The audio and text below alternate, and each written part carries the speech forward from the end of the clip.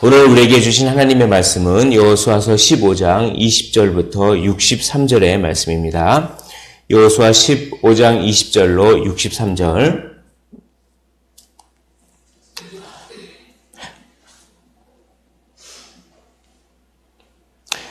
우리 봉독은 20절부터 32절까지만 봉독을 하도록 하겠습니다.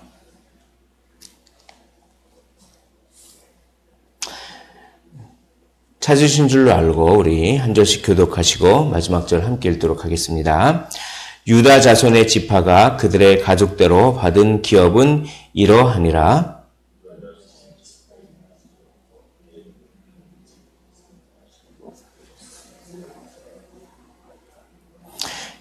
기나와 디모나와 아다다와 십과 델렘과 부알롯과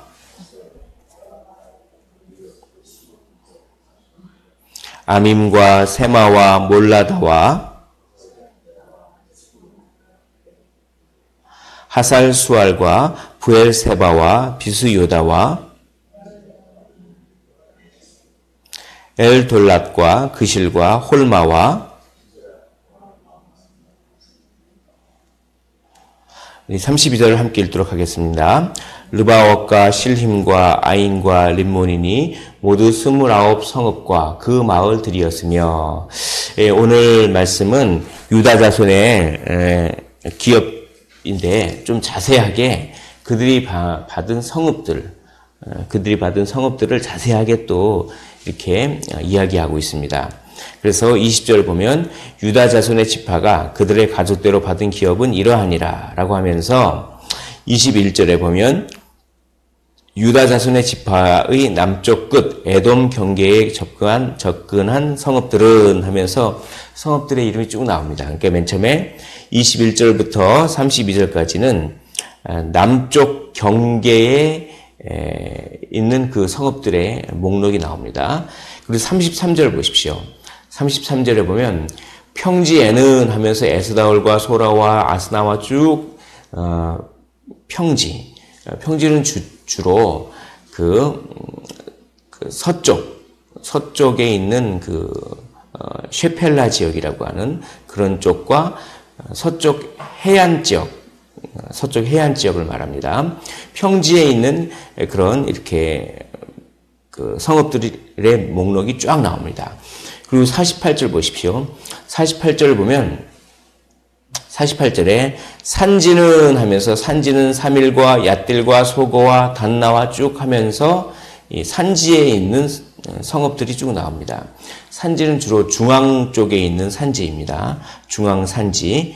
그래서 33절부터 47절까지는 평지, 그리고 48절부터 60절까지는 산지에 있는 성읍들, 그리고 61절 보면 광야에는 벳 아라바와라고 하면서 유다 광야도 이렇게 주셨습니다.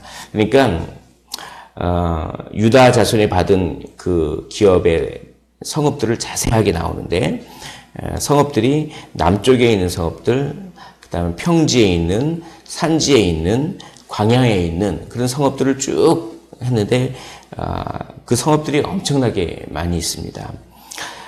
여기서 우리는 하나님께서 약속을 성취하시는데 풍성하게 성취하신다라고 하는 이 원리를 볼 수 있습니다. 사실 유다 자손의 그 땅의 대략적인 경계를 어제 본문에 이렇게 쭉 말씀드렸는데, 굳이 성읍 하나하나 이름을 이렇게 다 나열할 필요가 없을 것처럼 보이지만, 이 성읍들을 자세하게 너희들이 받은 성읍, 내가 너희들에게 준 성읍이 이것도 있고 저것도 있고 이것도 있고 쭉 이렇게 자세하게 말하는 것은 하나님께서 약속을 확실하게 성취하신다라고 하는 이 원리를 우리에게 가르쳐 주고자 함입니다. 하나님께서는 아브라함에게 내가 너로 수많은 민족을 이루게 하겠다. 그리고 내가 너에게 땅을 허락하겠다라고 약속하셨는데, 그 약속의 성취를 아주 확실하게 그렇게 풍성하게 하셨다라고 하는 이 원리를 우리가 찾아볼 수가 있습니다. 우리 예수 그리스도께서 우리를 위하여 십자가에 돌아가셔서 우리가 창세전부터 예비된 그 약속의 구원, 그 구원을 우리가 받았으며 그뿐만 아니라 우리가 생명을 받되 풍성하게 받았습니다. 그래서 요한복음에 보면 내가 온 목적은 양으로 생명을 얻게 하고 풍성히 얻게 하려 함이라. 단지 생명만 얻게 하는 것이 아니라 풍성히 얻게 한다. 이것을 위해서 내가 왔다라고 예수님께서 말씀하셨습니다. 애굽에 그렇게 400년 동안 종살이를 하고 또 40년 동안 그렇게 척박한 광야에 이렇게 삶을 살았던 이들이 이렇게 가나안 땅에 이렇게 많은 성읍을 얻었다는 것은 기적입니다. 마찬가지로 우리가 영원한 생명을 얻고 또 풍성한 생명을 얻었다고 하는 것은 기적입니다. 그것은 하나님의 놀라운 은혜입니다. 받은 복을 세어보시기를 원합니다. 세상 걱정 또 풍파가 이렇게 몰려올 때 그때 어떻게 해야 합니까? 하나님께서 우리에게 허락해 주신 그 복을 하나 둘씩 세어보아라 라고 하는 찬송가가 있듯이 복을 세어보십시오. 우리에게 이런 성읍도 저런 성읍도 다 허락하셨다 하고 이 성읍에 100여 개가 넘는 성읍이 쫙 우리의 인생을 돌아보면 하나님께서 얼마나 우리에게 베푸신 은혜가 많습니까? 그것을 망각하지 말고 하나 둘씩 세어볼 때 감사가 넘칩니다. 그래서 그 감사로 불만을 이겨내고 은혜가 충만하게 되는 그 원리입니다. 그런데 여기 보시면 광야도 허락하십니다. 하나님께서는 그 하나님의 약속 안에는 광야도 포함되어 있습니다. 하나님의 약속 안에는 평지만 있는 것이 아니라 산지만 있는 것이 아니라 광야, 고난도 약속 가운데 있습니다. 그러므로 우리가 어떤 고난 가운데 있으면 이 고난도 하나님의 계획 안에 있는 것이다 라고 생각하십시오. 계획 안에 있다고 하는 것은 해결책도 이미 계획해 놓으셨다. 이것을 뜻하는 것입니다.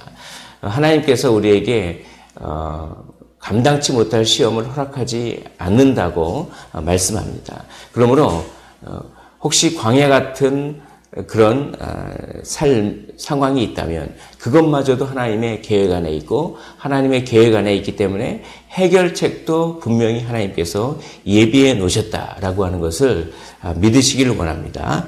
그리고 오늘 보시면 45절부터 46절, 47절에 보면 에그론이라는 그 성읍이 나옵니다.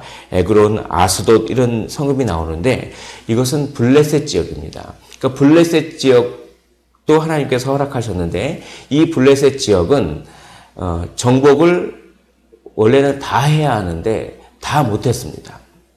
왜냐하면 블레셋은 철기 문화가 있었기 때문에 그리고 이 이스라엘 백성은 아직 청동기 문화였습니다. 그러니까 군사력이 더 센 거죠. 그래서 쫓아내지 못했습니다. 그러나 믿음으로 주님을 의지하고 계속 싸웠더라면 아마 쫓아냈을 텐데 그 군사력 때문에 이런 것들을 그 겉모습을 보면서 믿음이 연약해지고 그래서 다 쫓아내지 못했습니다. 겉모습으로 볼 때는 안악자손 그렇게 겉모습으로 볼 때는 두렵게 다가오는 그 상황일지라도 하나님께서 싸워주신다라고 하는 그 믿음을 가지고 계속 믿음의 전쟁, 믿음의 싸움을 계속 나가면 하나님께서는 때가 될 때 반드시 승리케 하실 줄 믿습니다. 그런데 그 겉모양, 그 외모를 보고 그렇게 싸움을 그쳐버리면 다 정복하지 못하는 것입니다. 다윗은 겉모양을 보지 않았습니다. 그 골리앗 앞에서 나는 만군의 이름으로 너에게 나온다라고 하면서 외모를 보지 않았습니다.